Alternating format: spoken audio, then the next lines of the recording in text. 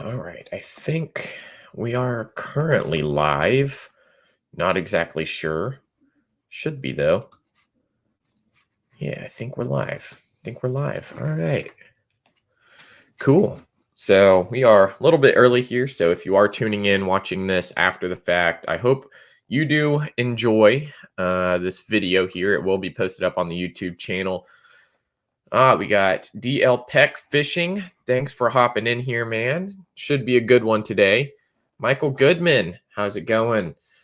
If you know any high school anglers, make sure to shoot them this link, share it out there. I know I've sent the link out on the Instagram and stuff like that. So we're going to be talking about fall transition today, kind of early fall transition here in Texas. I know a lot of other places around the country are going to be, a little bit behind in terms of where the fish are moving already. What do y'all think about some background music? What do you think? Something like that, a little lo-fi. No, I don't like that.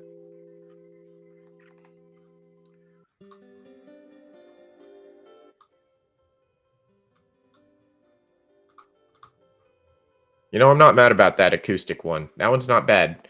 Let me know if y'all can even hear it. Adam, for people that just suck at fishing, of course, more the merrier. Would love to have you hang out in the chat and hopefully gain a little knowledge bomb, maybe a couple knowledge bombs. All about that. Lo-fi is the jam. I don't know. It's a little distracting. Feeding the ducks. This is called feeding the ducks.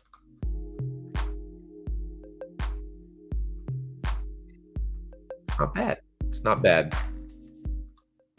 Turn it down a little bit. I'm down with that. I'm game. Yeah, dude. When you left, I was like, damn. It's like, man, it's gonna get really good when the sun gets down all the way. Just little bit of light going on, not much, and dude, it was insane. That fish just absolutely took the rod out of my hands, and I was like, I was holding on for dear life. I wish I was still recording, but I had to have my nav light in, so.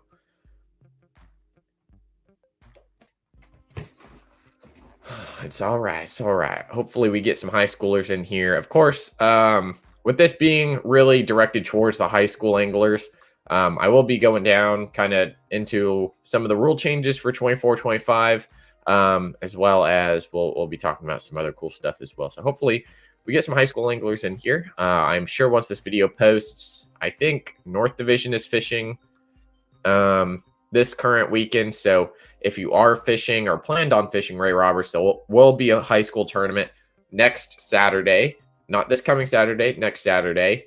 And then there will be one 2 weeks after that. So I believe it's the 12th and the not 19th. It's the 25th, something like that. So Ray Roberts will be pretty busy for that time. So shouldn't be too many people pre-fishing, but you never know. Competition generally just gets more tough as the season goes on. So let me see here. What are we looking at? We got about a minute until 7:30. Then we'll actually start getting into everything. So thank you for everyone who's already in here. Hope you enjoy it. Of course, make sure you're keeping up with Lake Pro Tackle over on our Instagram and Facebook at Lake Pro Tackle, as well as here on YouTube. Make sure you're subscribing if you aren't already subscribed. Putting out some high quality content. High quality, I guess it's all dependent on what you perceive as high quality. So hopefully you're learning something. Let's go ahead and get started. All right, y'all. So this video, or I guess this live stream, is going to be really going over the fall transition. This isn't directly a Ray Roberts video. This is kind of more of a, hey, let's use Ray Roberts in accordance with the Texas high school schedule. Ray Roberts is also one of those lakes that I know I've struggled on in the past, and I know it's a lake that a lot of people really struggle on just on a day-to-day basis. Ray Rob, for a lot of people, is just a zero or hero lake where you're going to go out and just absolutely smash them, or you go out and catch either nothing or just maybe like a little couple fish, nothing crazy, but big fish in Ray Roberts. It's an amazing lake. Let's jump into some of the rule changes for 24 and 25 for the Texas High School Bass Association. Let's bring it up right here for y'all. So 24, 25, I think I can zoom in here. There we go. Awesome. So with 24, 25, there are a couple rule changes. Hopefully, if you are brand new to the Texas High School Bass Association or high school fishing, I just want you to know that the rules hold every single resource that you could really need. They do a great job laying out everything that you need, essentially. So obviously, Texas High School Bass Association, 9, 10, 11, 12th graders, or if you're homeschooled in that range, you can also do that. You should have already registered $65 or $60 student membership, as well as tournament entry, $65 per team. So basically 20 or 30 to 50 per angler. They make it very easy. Just do it all on the app, or you can email or mail in a check or cash or something like that. For the captains that are in here, possibly, make sure you're doing your Safe Sport certified stuff, as well as your background checks if needed by your given school districts. Let's see, looking through some comments here. Dead Sea caught a bunch of smalls in a 2.5 in August. That's pretty good for August, I'm not going to lie.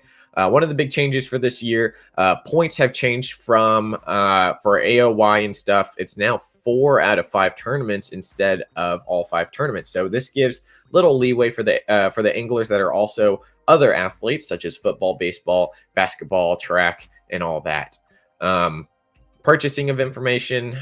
This is going to be everything that's basically 5 days before the tournament is no information, and then 30 days before is going to be the guide rule. So we are technically outside of no information. So if you have any specific questions, please drop them down in the comments. I'm going to try to get to them as well as I can as I'm looking at this screen and trying to keep up with other stuff. So off limits practice competition. This is all on you to go read. Let's go down to some other big changes, which really that's about it. They banned tiller motors. Regional qualification, top 40%, top 30% of that goes to state, and of course AOY. So make sure you're reading all this. Scholarships have changed just a little bit, so do that. But the main thing I want to hit on was just doing your registration and the really big AOY change, which is always one of those things where it's like, how much is it really affecting? I think it's going to be one of the biggest rule changes in a while. Being able to drop a tournament really shakes things up. Really shake things up when it comes to just at the end of the season. You never know if you've got a really bad tournament that you need to drop. It can make or break in your last tournament. So Hookem and Langdon said, I fished a tournament and there was a local with 25 pounds. He said the bigger ones weren't biting. Lol. That's pretty funny. Yeah, I know a lot of people can just hammer them out there. I'm not one of those guys. I kind of just go out there, have a little fun. It's not my favorite lake to go fish, but that's all right. So I think we're still okay. Perfect. We are looking at this. So here we go, guys. Let's kind of break it down. Fall transition, talk about everything that there is to know about the fall. The goal of this live stream or video is going to be really increasing your knowledge and hopefully give you a better understanding of how fish move around during the fall transition, especially this early fall transition, using Lake Ray Roberts as our lake that we're going to be breaking down. So, kicking it off. This is one place that I always like to start my research when it comes to looking at a tournament. Weather conditions can tell you a whole lot of what's going on in the fish's head. It can also give you a very, very good roadmap on how you can really dissect a lake. One big thing I look at is going to be the wind direction. Now, I call it wind current. It's going to be different a little bit from actual current running through, but the weather is going to move your fish around. whether it's a north wind or a south wind or an east wind or a west wind, the wind is always shifting around the fall. And this is one very, very difficult, really just piece of information to grasp, right?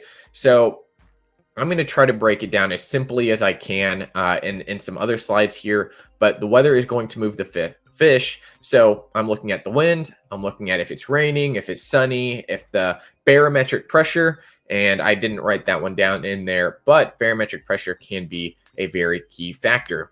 Put on a hat. I'm good. I wore a hat all day yesterday. My hair is kind of sore. So weather tends to move fish, and with that, the movement of fish on certain structure and cover will change as well. It is your job to go out and find out which cover and structure these fish are really sitting on, if they're moving around, really gauge and understand how fish move from time to time. Fish will always be feeding somewhere in the lake. If let's take Ray Roberts, for example, or let's even take a pond, for example. Maybe the area in that pond that you're fishing, right, you've got some inactive fish. Maybe you're fishing the shallow end during the height of the day when it's extremely sunny. Let's try moving out a little deeper. Maybe those deeper fish with some cooler water, possibly, maybe some different vegetation, maybe they're feeding up. So it's always your job when you're breaking down certain water to understand and really divulge and do your map studies and do research like this with the weather and all that to really understand what type of structure, cover, like grass and stuff, brush piles, trees, how they're moving on that certain cover or structure. Current-driven fishery. This is going to be a little bit different. We don't have a ton of current-driven fisheries here in Texas. A lot of these reservoirs typically slow-moving water. If they are releasing water, generally not at a great amount, unless it was something like this spring where we get a massive influx of water. All our lakes are going to be dirtying up, and everything's mixing very turbidly. But typically right now, most of the lakes are staying pretty steady for winter pool, maybe draining just a little bit, but we'll dive into that. So again, going back to these fall trends here, these weather conditions, they can shift. Let's look at the 10-day weather forecast on here. We've got today, which I guess technically was yesterday when I made this and put it in here. Yesterday was a northeast wind, right? Now it shifted to a northeast. Now we're going northeast as we keep going. It's going to be east, southeast. So these fronts are going to be shifting from the east side for y'all, I guess. East side moving down south as we get closer to the tournament date, which is going to be Saturday. Of course, these are going to change a little bit, but hopefully you can take this information, apply it to maybe the more current conditions. One thing I also look at is overcast versus partly cloudy versus sunny, and how the wind mixes in there. As you can see, we're looking pretty steady around that 7 to, let's say, 15 mile per hour, 7 to 13 mile per hour range. Of course, throughout the day, there's going to be lows, there's going to be highs. It might start out with no wind in the morning and pick up to 13. It might start out at 13 in the morning and go to like nothing during the height of the day. This is all about your fishing skill. Can you take all this information and narrow it down and find those fish? Hookham Landon said, I've always been told that windblown points and banks are the best. Typically, that is one of the best places to go, and we'll get into that here in just a moment.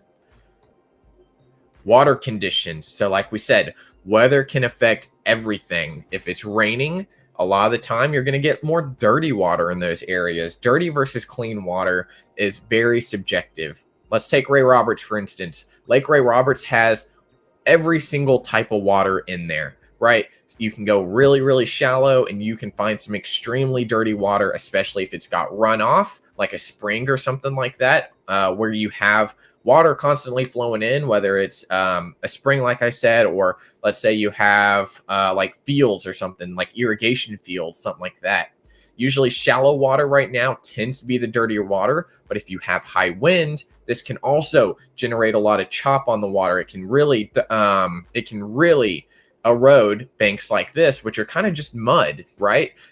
There's a lot of clay banks on Ray Roberts where if it gets pushed in the right way or the wind is pushing across a point, it can dirty up the water. And that is actually one form of structure, as John Shin, I'm sure, will remind everyone in the chat. Mud lines can be used as a form of cover, I guess, technically, that fish can hide in and ambush on. Clean water, you can find that typically everywhere around Main Lake Ray Roberts. Anywhere, as long as you're not going straight into an arm, generally going to be very clear water. Down by the dam and all of our lakes here in Texas will more than likely be the cleanest water in the entire lake, I'm going to say. There are a few exceptions, of course, if you do find some spring-fed stuff or you find irrigation areas that have extremely clear water running into them. One of the biggest differences in dirty versus clean water is going to be the particulates in the water. Of course, number one. Number two being, how does the sunlight and the wind affect them? Well, sunlight, you should know by now that if you wear black in the sun, it's going to heat up a lot faster. That dirtier water is going to heat up a lot faster as well. So in the fall time, are you looking for the coolest water? Are you looking for the warmest water? Really just depends. In the springtime, I love fishing the warmer water, but I will also go back near the end of it and fish the cooler water where those fish are a little bit farther along. So if you know what kind of fish you want to target, do you want to target the ones that are really just eating up on shad on Ray Roberts for your tournament? Or do you want to focus on something else? Do you want to focus on fish that are still in their summer patterns, feeding up on craws and bluegill and crappie and still shad, right? But maybe not chasing as hard. Clear water, generally going to have a lot more clarity, of course, number one. And two, those fish tend to be a little bit smarter and a lot more sensitive to their environment. Let's see, TJ, boy, Sam, Bass, you guys know on your information. Thank you, man. So typically in cleaner water, the reason I like cleaner water is personally I like to finesse fish. I like to catch fish with very, very finesse techniques, typically lighter line when in the clear water. So anywhere from that 8 to 12 range is going to be where I'm comfortable.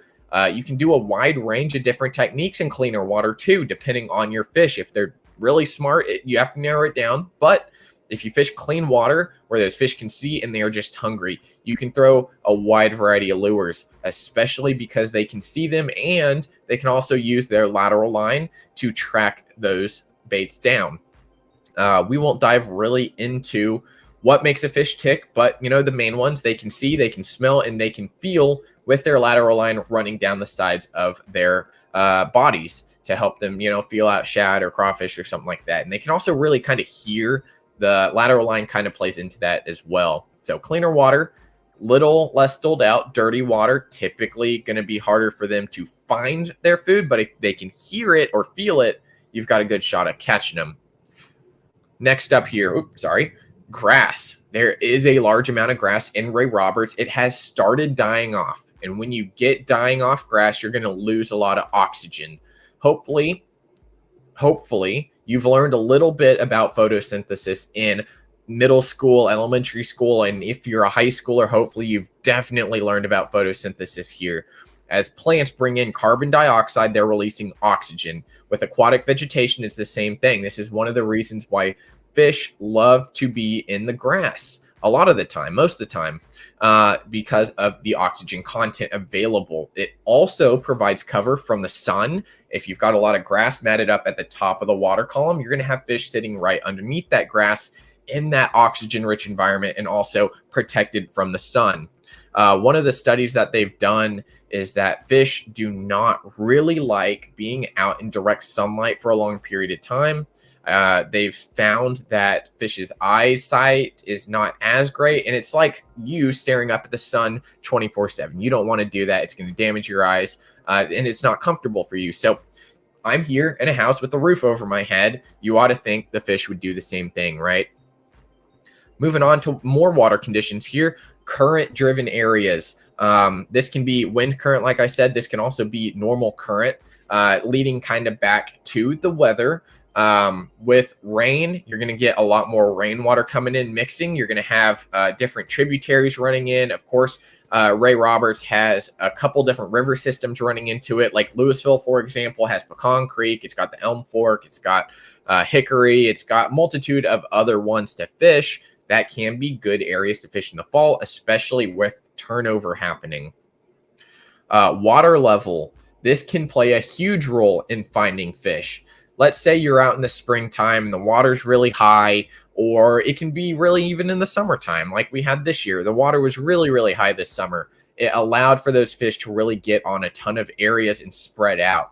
So a lot of my customers that come into the shop to Lake Pro Tackle, a lot of them had a lot harder time this year finding and catching fish because there was so much more water available to fish, and those fish really spread out. They weren't on their main areas because it was covered by anywhere from 5 to 18 foot of water, in addition to what was already coming in. So water level can play a huge role in finding and locating fish.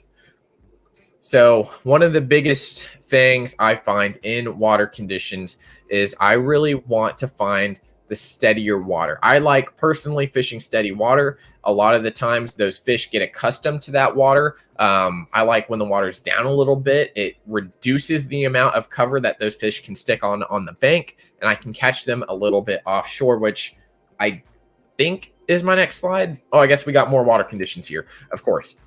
My mistake, guys. I didn't rehearse this. Water conditions, though. So moving on to rising and falling water. Speaking of that, as you can see here, this is going to be, I forget where this is exactly from, where I took this screenshot, but if you type in whatever lake you want in Texas, so Ray Roberts Lake, you type in water level or water something, it'll pull this up. I think it's the Corps of Engineers one. I'm not sure, but it's going to show you historically by month. So we got, or I guess bi-monthly, we got December, January's here, February, March, April, May, June, July, August, and here we are in September and nearing kind of that that September, October timeframe, which should be over here. But right now, as you can see, right now we are steadying out, kind of getting ready for winter pool, slightly declining, very little by little, so it's not drastic. And then over here, we had extremely high water. That's where I'm talking about, that like 18 foot of water on top of all the cover, and everything's flooded. Docks are getting ripped out of places. You've got brush that you normally fish on in the summer. It's 16 foot down, right? So one of the biggest differences between that rising and falling water is that those fish are still going to be moving. They're looking for the biggest opportunity to go feed up because they have to feed up. Fish, they can go a while without eating. We can go a while without eating. But trust me, if I need to eat, I'm going to eat. If you put a couple fries or potato chips or something like that in front of me, I'm probably going to eat it. And the same thing with the fish. They are surrounded by water. They're surrounded by bait fish. And let's just talk about bait fish for a second. Ray Roberts has a ton of shad, crawfish, bluegill, crappie, white bass, tadpoles, frogs, you name it. Basically everything lives in Ray Roberts. Snakes, turtles, bass will eat those. They'll eat birds. So there's a wide abundance of different food in Ray Roberts. Typically, for me personally, I focus on the shad. I just haven't found a lot of bluegill out there. I'm sure there's a ton there. I know there's a ton of crappie as well. So most of my bait fish presentations are going to be the shad, or maybe sometimes that bluegill profile. Moving on to the constant versus high fluctuation. This is one thing that I think about often when it comes to my fishing, is that, the higher water situations or the high fluctuation situations really just makes it a crapshoot. Constant water for me, especially right now, is panning out and playing really, really well. I can go to my main areas that I like to fish, my high percentage areas like your riprap, your isolated brush, boat, dock, something like that. Those fish can comfortably sit under there and not have to worry about getting blown out of their spot. So that is one of the reasons I like constant. But when it comes to high fluctuation, really mixes everything up. You can have a really great day, or you can have a really terrible day, depending on how you take all this information and form a hypothesis and go out and test it. So we're still not to the onshore, but here's different types of cover in Ray Roberts. We just talked about their food supply. There's so many different types of food, and there's so many different places these fish can be. We're going to try to break it down.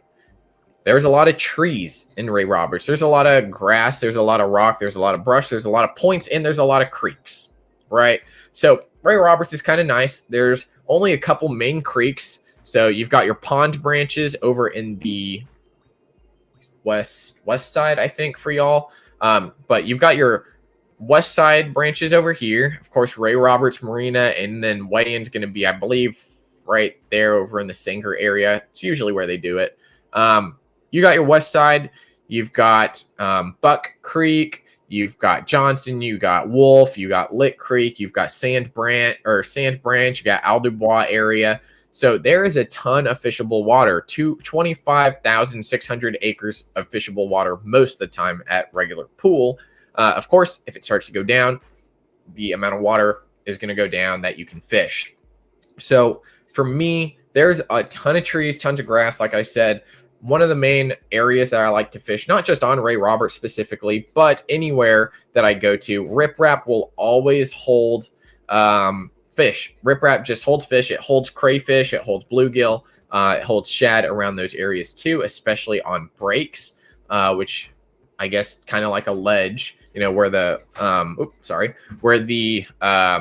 rock goes from up here to down there pretty fast. So there's a ton of trees. For those of you who haven't fished Ray Roberts already, once you get past the island in the middle here, be careful. There's a lot of trees going up this way, as well as getting into the main creeks. If you don't want to worry about hitting trees, I highly suggest not going very far into the coves. A lot of them you can see, but if you aren't experienced on Ray Roberts and you aren't comfortable going around tree areas, definitely buy a map card or just stay main lake. There's plenty to fish main lake. There is so much fishing that you can do around the bank. And a lot of the time, most of the anglers in the Texas High School Bass Association, in most of the tournaments, period, a lot of guys are going to bank beat. That is going to be on-shore fishing, so where you're close enough to really just touch the shore, and you can still have a ton of success. A lot of the fish right now are going to be cruising around these banks. They're going to be moving up and down through the day. The bite windows are incredibly thin to get on those fish. And the bite window, guys, there's a certain time of the day, or 2, 3, maybe 4 certain times of the day where the fishing just gets really, really, really good. And the bite windows happen different times, all areas of the lake. So let's say I sit on this island here all day. I'm going to have about 2 or 3 big flurries of fish catching during that whole day, right? So if I go out for 8 hours, say I catch them really, really good at, let's say, right in the morning. So 7 o'clock in the morning. And then I'm going to have another one around 7, 8, 9, 10-ish, 10 o'clock-ish, and then another one kind of at 3 o'clock. So it happens all over the lake. It depends what you're fishing. If you're fishing trees, grass, rocks, brush, points, creeks, doesn't really matter. If you can commit to something, I guarantee you'll have some degree of success in that given area. Of course, being in the right place at the right time does help. So one of the big things I tell a lot of my high school kids is that moving around a ton can really, really hurt you. If you give up on something too fast, you might be fishing it way too fast to actually get on those fish there. Hookem and Landon said, with all the trees at Ray Rob, do you think people should fish it? Definitely. There's a ton of great water available on Ray Roberts that you have to go through some trees.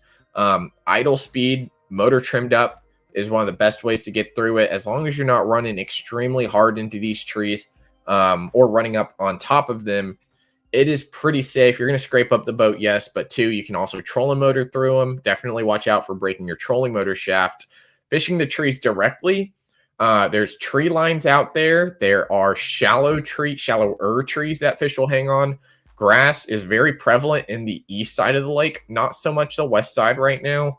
But the grass, the hydrilla, is starting to die out. So be careful. With dying grass is going to lead to lower oxygen levels than normal. Those fish typically will go try to find the highest oxygen content they can, so that way they are more comfortable. One big resource that I like is going to be Google Earth or Google Maps to find my rocks.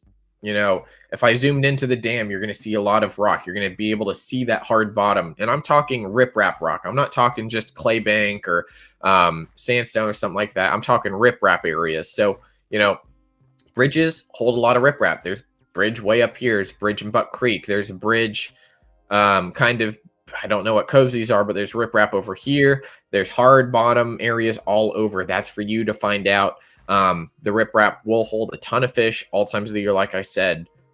Brush Brush is another really, really big player. Now, in a lake that has a ton of trees like Ray Roberts, brush might not play as big of a factor as a main, like a main lake tree or something like that, but it is always something to go off of. Lake Louisville is another lake that is really my home lake. In really any other lake that doesn't have a lot of trees, brush piles play a big deal as well. And a brush pile doesn't have to be just a big, imagine just like a bush. It can be like a Christmas tree. It can be a man-made structure with like pipes or something like that.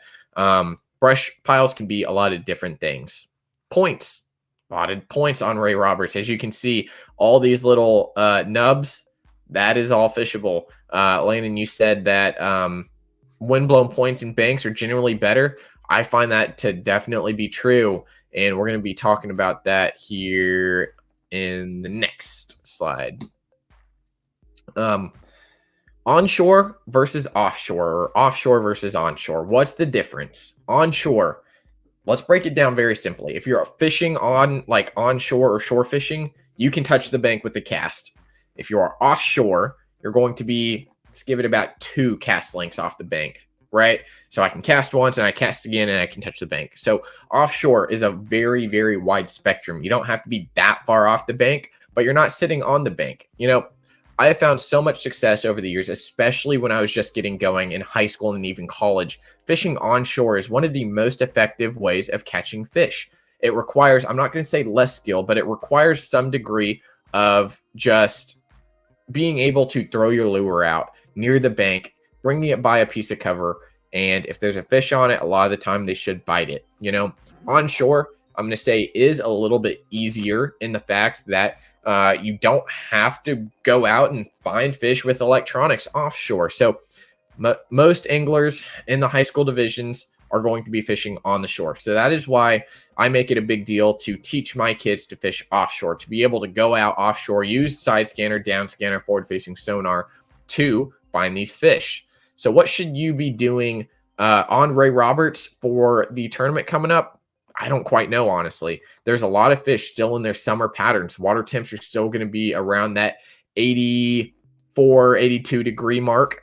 We do have some cooler days coming in, but the water is still really, really warm. So a lot of those fish, in my mind, that I like to target are going to be offshore. A lot harder to find, though. Trees, deep rock piles, brush piles are going to be what I'm targeting offshore.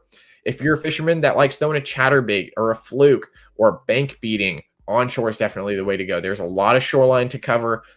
If you want to fish grass, if you want to fish riprap, if you want to fish tree lines up on the bank or even brush up on the bank, that is a great way of doing it with like a Texas rig or a craw or a jig or something like that.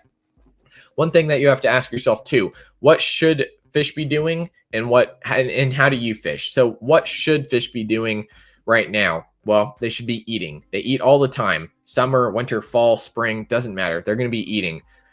You have to figure out what they are eating. If it's a shad, if it's bluegill, if it's crawfish, and maybe you want to break down an area specifically. Maybe you want to go to a specific creek on Ray Roberts. Let's say you want to go, what is this? Wolf Creek. Yeah, I think this is Wolf Creek. So the 3 main creeks right here, you got your Johnson Arm, I think, Johnson, Lick, and Wolf Creek, something like that. These 3 main creeks here get pounded. I would say 70% of the field goes in like this area right here. So it's going to receive a little bit pressure. That's why I like to finesse fish, but you can catch fish all over the lake. So let's say you want to break down this main middle section. I'm going to try to figure out what those fish are eating in that section of the lake. If there's a lot of grass and I see bluegill, I'm going to be throwing maybe something a little closer to a bluegill, adding a little bit of color, adding a little bit of flash as well. Another thing that I like to do is use your eyes. You can see shad blowing up. You can hear as well. If there is grass and you can hear frogs in the morning, maybe try a frog. So wherever you're at, you can use your senses to maybe figure out what those fish are feeding on. Technology limits. I usually don't like to harp on technology limiting anglers. If you are fishing already and you've got a boat, I would assume you've probably got a trolling motor, and I would assume that you've probably got your equipment, your rod and reel and tackle. It doesn't have to be expensive stuff, but I will say, if you need anything, 10% off at Lake Pro Tackle if you are a high school angler with code HS Bass Fishing. So definitely take advantage of that to my high school anglers that are in here. Technology limits. So when you're fishing offshore, if you're fishing onshore, being able to cast really far is a big plus. Get that bait away from the boat. The boat has such a big presence in the water, fish can definitely sense it. Will they care every single time? No, not really. But when it comes to fishing a highly pressured body of water with, let's say, 200 different boats on the water, those fish are going to know something's up, like they're being hunted. It's like a deer during non-deer season. Well, they'll walk straight up to you, and a deer during deer season where they are fleeing as soon as they catch wind of you, right? So technology limiting factors could play a big role. If you're able to find those fish, and we're going to be talking about technology here too. So let's move into the technology to find bass. Main technology to find bass, guys. You've got your down imaging, traditional down imaging, or mega down imaging or something like that. You've got your side imaging up at the top here, which allows you to look outside from the side of your boat, as well as the water column directly beneath you. And then you've got your forward-facing sonar, which is a big talk of the town, especially if you keep up with all that stuff there. You ain't scoping, you hoping. Well, sometimes. So we're going to talk, we're going to talk about using technology to find bass in the slide here. So one of the biggest keys that I find with high school anglers, and I will let you know, this is my 5th year really doing a lot of stuff with the high school anglers. I've captained for the last 4 years. This is my 5th year being able to coach / captain / advise. And you don't need fancy graphs. You don't need down imaging or side imaging or forward facing sonar for that matter to go out and catch fish. Hopefully you aren't brand new to fishing. And if you are, welcome to the whole world of tournament fishing. It is a wild ride, so buckle up. But hopefully you have gone out to a pond, probably, right? Caught some fish.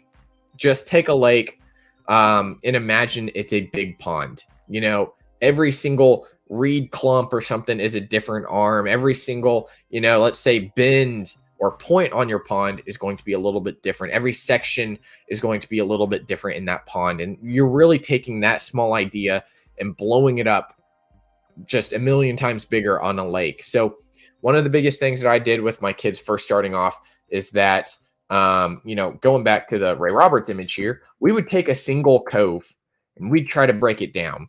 You don't have to go out and practice. If you do, you can definitely do that and break it down beforehand. But tournament day, let's say you don't pre-fish, which happens quite often for a lot of the anglers that don't want to be or don't try to be extremely, extremely competitive or have the time, go out there, find maybe just like a tiny little section. It doesn't have to be a whole arm, maybe just like a tiny, tiny little section on the lake. Break that down like you would a pond. How do you graph? Do you just pick a bank and run over it with side scan? What's your process with that? That's a great question, Landon. I am glad you're asking such great questions here. Typically with me on my boat, personally, I have the capability to side scan and down scan and all that. I am lazy. I am a lazy fisherman. I have forward facing sonar. I will pull up to a point. I will throw the trolling motor down and I will look out. That's how lazy I am, right? And I'm good with forward-facing sonar, so it makes it a lot easier for me. But if you don't have forward-facing sonar and you're using side scan or down scan, one of the biggest keys that you have to do is take the time to learn it. If you don't understand your graphs and how they work, you're missing a lot of the information given. So I would assume, actually, Landon, let me know what you have on your boat, and we'll kind of dive into how I would approach a situation moving over to like a point or a bank or something like that. So let me know down in the comments there. Down imaging is typically going to give you the least amount of information. So this is in order of the amount of information you're given. So down scan is going to take a constant scan of what's directly underneath the boat, right? So if you're rolling over like a brush pile, like it is doing on here, right? It is not a constant image, right? So if there's a fish cruising through the brush pile directly under your boat, you're going to see that fish all the way across. If you're looking at down scan like this right now, you're going to see as he runs across this brush pile, and it's going to be right to left. So or left to right, sorry, in terms of a timeline. So he hit this area beforehand and is running, I guess this way for the screen, running across it. This is how he's moving. So being able to read that and understand that is one big key factor. So, so you have down scan, side scan, and live. Perfect.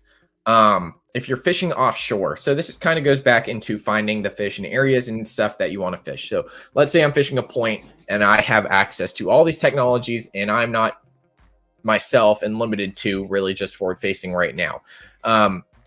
Let's take a long point, for example. We'll draw you a point on my sheet of paper. I hope you can see this. All right, imagine this is a point. You've got deep water out here. You've got the bank over that way, right? So typically, and this is underwater too. So this is the bank. Let's say we have a few brush piles or trees, whatever you want to call them, moving around this point, a couple of them. What I'm going to be doing, one, with my side scan, down scan for me, especially in areas that don't have, I'm not going to say a ton of bait. Down scan to me just gives you less information. Side scan is going to give you a lot more information left and right. And you can also kind of see what down scan does. So the image right here, you see this water column image and your boat location. This is going to tell you what down scan is telling you. So imagine these little, I don't know what these are. I'm going to assume they're rock jetties or something. Whatever these are, take this image and turn it sideways. And that is kind of what down scan is giving you. You're still going to be able to see bait in there. You're still going to be able to see a lot of stuff. Side scan gives you the ability to look out instead of just down. So down scan is pretty negligible to me. But if I'm going down this point here, here's what I'm going to be doing. First off, let's call this section like 5 foot of water. Let's call this like 10 foot of water. Let's call this like 20 foot of water. I'm going to take the boat and I am going to run kind of down this 15 section foot of water. It is still deep enough for me to go out and side scan the shallow water. And it's also going to be deep enough out here where I can side scan the deeper water. So side scan is going to really tell me a lot. I'm going to be able to see both brush piles on either side. And hopefully you're out there and you're able to mark them specifically on where they're at. If they're relating to brush, perfect. Possibly you can see them in there. But usually when I'm using side scan, it is going to be telling me where's the structure, basic, where's the cover, where are the trees, where are the brush piles, where's the little ridge, where is a rock pile. It's going to be telling me that. So as you can see with the side scan, I'm probably going to be marking, artificial reef. Sorry, I'm going to be marking this artificial reef. And it looks like the artificial reefs are set up in rectangles. So in order for me to really key in on a singular spot on a artificial reef, I'm going to mark the corners of it. So I'm going to mark down here and I'm going to mark over here. And on my graph, it's going to look like a diagonal line. And I'm going to say, okay, I know where that diagonal line is. I'm going to make a rectangle out of it, right? So I'm going to know exactly where that's at. And hopefully you can line up and you can use your forward-facing sonar to look at it directly. You can also see fish on your side scan. They're going to throw shadows. It's very difficult. It took me quite a long time to personally use side scan and have success with it. But it is a very, very great tool at breaking down a lot of water, depending on how good you are at forward-facing sonar. And this is one of the things with forward-facing sonar is that you can cover a lot of water and you can find a lot of fish, but you can't just stare at them a lot of the time. If you're going out and just trying to locate fish, let's say you're practicing, forward-facing sonar might not be the best tool for you, especially if you aren't good at moving and you still have the objective in your head to go catch. So a lot of the high school anglers that I used to captain, we've been using forward-facing sonar since it really came out. Maybe a year or two after that, when it started to get really, really big. We would go out and I'd be sitting in the back and they'd be staring at a brush pile, playing with crappie or playing with bluegill because they didn't understand what they were looking at. I've got a whole video on, bring your drawing full screen, homie. Here you go. It's a great drawing. I'll sign it and sell it. Anyway, I've got a great video up on the YouTube channel right now that you can kind of go and look at and kind of hopefully understand forward-facing sonar a little bit more. So make sure you're subscribing. But that is kind of how I'm going to be doing it. I'm going to side scan, look for these artificial reefs, and then I'm going to drop the trolling motor and specifically look at them in real time, because side scan and down scan are not live images, unfortunately. They give you a snippet, just a screenshot of what's going on down there. And make sure if you're side scanning, doing it right. I don't like looking out more than 75 most of the time. You're just going to have to used to be going back and forth, back and forth, back and forth. Forward-facing sonar, using it to find bass. Like I said, you can waste a lot of time looking at crappie. You have waste a lot of time looking at bluegill. Learn those signatures. Learn what a white bass looks like. Learn what a catfish looks like. And you'll cut your fishing time, or you'll cut your wasted time, and you'll increase your fishing time. Right. Let's talk about some fall fishing lures. This is, I'm sure, probably one of the biggest topics right now, fall fishing lures. There's a lot of them out there. There's a lot of really great anglers that are putting out fall fishing lure category videos, right? What am I fishing? What are you fishing around? I like to fish around riprap. I like to fish around brush. I like to fish around anything that holds fish. I'm not limiting myself to fishing one thing, but I will say riprap and brush are my two favorites right now.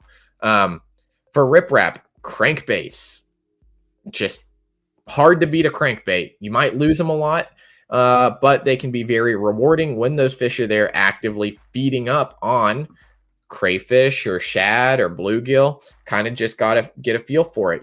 If you're throwing out there and you're getting a lot of small ticks, probably bluegill. So crankbaits are typically my number one go-to bait in the fall. Every crankbait typically has a bunch of different colors, whether it's a bluegill, a shad for a little dirtier water, or a crawfish. A lot of different stuff to imitate that. So crankbaits, you can cover a lot of water, and two, be able to hit a lot of different depth ranges without having to worry about getting hung up all the time. There's square bills, there's deep diving crankbaits like a 10XD, there's 3XDs, there's DT10s, there's DT22s. So you can cover a wide range of different water depending on what you're fishing. So if I'm fishing a deep rock pile around riprap, I'm going to use a deeper diving crankbait. You want to make sure with your crankbaits you are hitting the bottom. It's going to cause more of a reaction bite out of those fish, and they can be extremely effective right now. My second biggest pick is going to be a cross style lure. This is just a screenshot from the website, each one of these. So we have a whole lot more options. Of course, use that discount code. Craws, this is a big thing. Crawfish, they are going to start coming back out as the water cools down. You're going to get a lot of shad dying off with the change in water temps as well. Those craws are going to be eating up, getting ready for winter when they go burrow back down into their holes like the summertime. So crawfish, Zoom Z Craw, this is one of my favorites. It doesn't kick super hard. They make a junior size. They make a regular size. You can really imitate all the different styles that you need to, as well as different colors. You've got white ones, you've got green pumpkin ones, you've got watermelon. Rage craws, they're going to put out a little more aggressive movement as you move them around. So the rage craw is great because it really does look pretty much like a crawfish. Z craws, they could imitate a bluegill. They've got this main body here, little kickers. Rage craw to me really imitates a crawfish, of course. You can Texas rig it, Carolina rig it, do a whole lot of different stuff. The crawfish is going to be playing a lot more later in the fall when that water temp starts to drop around that mid to high 70s. That's when it's going to play a little more. So we're almost there, but you can flip with these very easily on a Texas rig, especially if you peg your weight, throw it in there, move it around a little bit. And this is going to be more of an onshore technique or a specific offshore technique. So these both work. Very versatile lures. Same thing with bladed lures. This is a chatterbait. You can work it around grass very well. Spinner baits, you can work around timber very well around Ray Roberts. And it's going to more than likely imitate number one, bait fish. Number two, could imitate bluegill. There's a lot of different combinations of spinner baits, some that have willow blades, some that have Colorado blades, Indiana blades, hybrid blades. We've got Megabass, we've got OSP, we've got just a whole ton of spinner baits available. H&H single spinner and the Strike King Mini King spinner bait, those are a lot smaller ones. If you want to imitate smaller bait, those aren't bad at all. I'm not going to say the hooks are great on them, but if you want to imitate smaller bait fish, that is definitely an option. I know a lot of anglers that have gone out and caught a ton of fish during tournaments on these Mini King spinner baits. I'm not just trying to sell those, but I know a lot of people that have thrown these during tournaments and had a lot of success on them. When bigger spinner baits, like the Santones, typically are a lot bigger, they don't have as much success. Of course, watercolor, got to take that into account as well. Another thing that I have on here, soft jerk baits, aka flukes, Sakamata shad, Zoom super fluke. You've got a whole plethora of fluke style baits. These are going to imitate bait fish, imitate bluegill, and if you rig them a certain way, whether they're weightless or on a Carolina rig, it can look like a dying shad, which is perfect for this time of the year.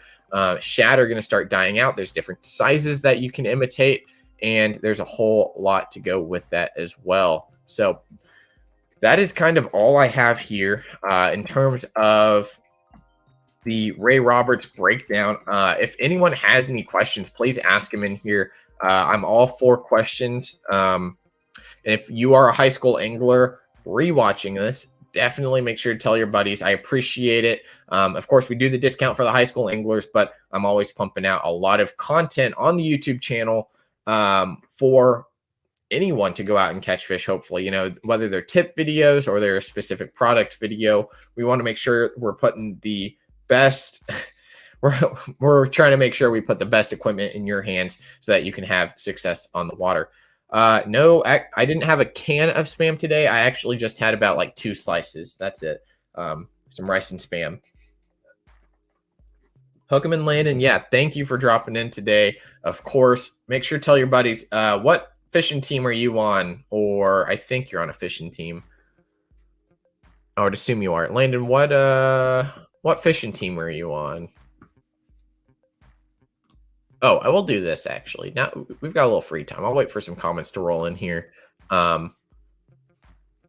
Here's Ray Roberts. I do want to say this. There's a bunch of good ramps on Ray Roberts. Some of the most popular are going to be number 1, Al Dubois Park. That's not it. Sorry, Al Dubois Park over here. It's going to be a state park. Plenty of boat parking, as well as a really good boat launch. I think it's a 3-lane, 4-lane, something like that. 3-lane. That's a great one. Another great one is actually closed right now. So Ray Roberts Marina is currently closed, so don't go over there. Pond Creek is pretty close to the Ray Roberts Marina. It's going to be a 2-lane boat ramp, I believe. Maybe 3-lane, you can get in there.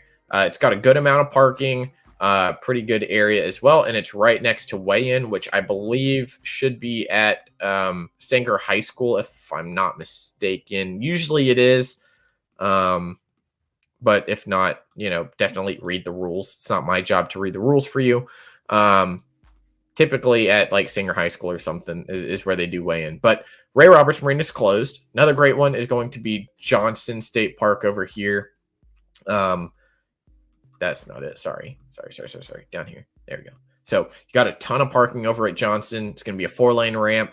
Good turnaround. Of course, to get in, I do believe this one does require, what's the word? It does open up at a certain time, so you can always call ahead and see when they open up. I don't know if it will interfere with starting to go on the water. You can get on, I believe, at 5 o'clock now is the max, or like the earliest you can get on. Buck Creek ramp isn't the best ramp. It's very, very bumpy going through this road. I personally don't like fishing this area just because there's timber everywhere, as you can see. It is a just disaster waiting to happen. Running up here, they do sell like map lanes or something that's totally legal to buy, where you can easily just run a path all the way up here if you want to fish up here. This ramp's not the best, so don't recommend it most of the time. But those are really the main ramps. Jordan unit is a pretty good ramp. Sorry, Jordan right here. This is a great ramp, 4-lane ramp.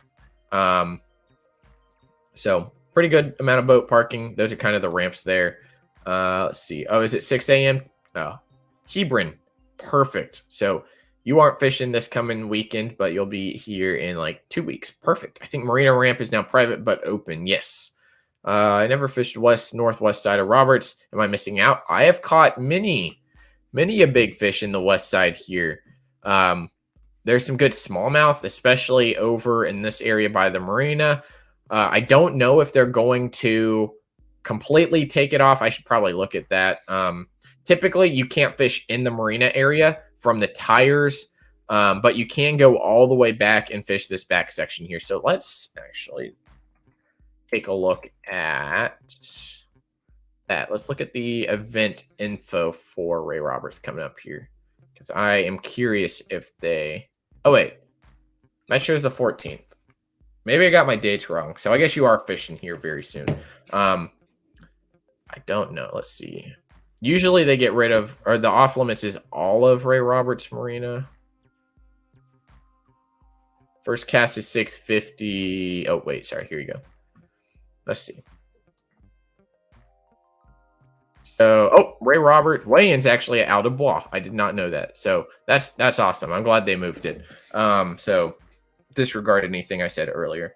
Oh, also Friday, September 13th, Friday the 13th, Academy in Denton. I might be there. So if you want to say hi, definitely let me know. I might head over there and say hi to all the high school anglers. That'd be fun. First cast 650. Fishing stops at 3. Be in line to go where you're fishing. So I guess Ray Roberts Marina is not off limits? Question mark. Typically it is. I'll ask Matt, because typically Ray Roberts Marina is off limits. So I'll check with Matt. I'm not sure on that one. Usually they put it in there. The marina was closed from all the sunken structure and trash, but you can still get in technically. I don't know if they put no fishing signs. So we'll see. We will see. Other than that, hopefully you've registered already. I know a lot of people register late the first tournament, but tires could be good. Yeah, tires. I actually went out with Adam, and I was told it was buoyed off. Past the tires about 50 yards. Why didn't you tell me? We literally fished the tires, Adam. Like, we went out like last week and fished tires. There wasn't much in there, but you know, fish are always moving. So you never know. So lots of great stuff on the lake. The west side, I'm going to say, not super productive right now unless you've got some very sneaky stuff. I will say the areas over in the east side were producing a lot more better fish, more consistent fish. Don't complicate it. You know, if you like cranking, just keep a square bill in your hand, go down the banks.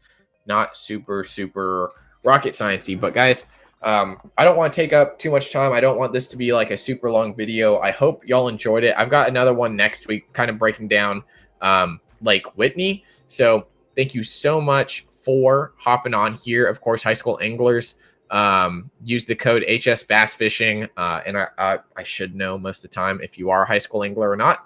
But thank you again, and when in doubt, fish the dam. That's a good idea, especially if you've got a good wind for it.